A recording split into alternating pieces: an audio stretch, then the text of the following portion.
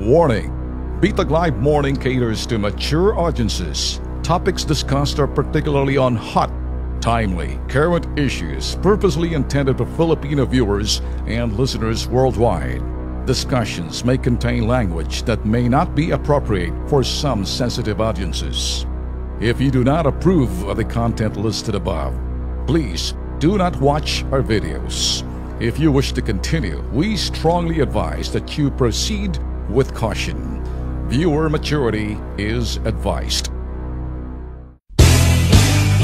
Ako'y naniniwala na I believe President Digong is on the same page. It's not how long you live, it's how you live.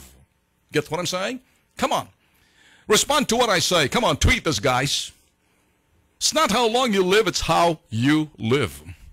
And I believe the President Duterte is that kind of a person. He's not really concerned kung gaano kahaba ang kanyang buhay, bagkus kung anong kanyang magagawa habang siya'y nabubuhay pa. Nakikita naman ho natin yan sa mga sinasabi ho ni President Duterte. I mean, analyzing this guy, studying this guy, yung kanyang mindset also, analyzing, and then validating it and what he's doing, nagsisync naman eh. Make no mistake about it. Don't come to me and say, tulungan natin, because sino pa ba nagsasalita? Ako'y tumutulong ako sa gobyerno, sa lipunan, tumutulong ho tayo rito para sa pangkalahatan. Ang tulong ho natin positibo. Pwede ho kasi tayong tumulong sa isang bagay na mali. Sanang mali? Baka ang mali, hindi kay Digong ang mga nasa ibaba at mga tayo kabilang doon. Get what I'm saying? Wala ho kasi nagsasalita ng ganare. Ngayon, sinasabi nyo, babalentong na ba ako?